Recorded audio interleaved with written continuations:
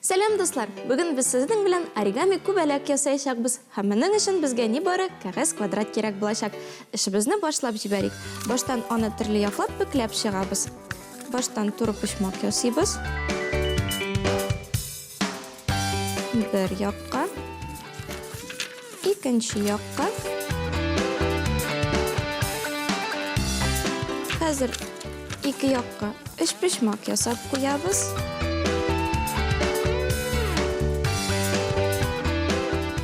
Икенче якка.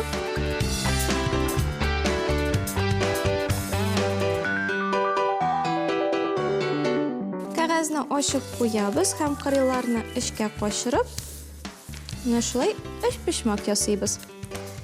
Ике почмакны өскә күтәрәбез. Берсен, икенчесен. Кәгазьне икенче якка әйләндерәбез һәм өстә калган менә бу өч почмакны өскә күтәреп куеп, аның бер почмагы чыга. Менә шулай икенче якка бөкләп куябыз. Һәм кәгазьне урталай бөклибез. Булды.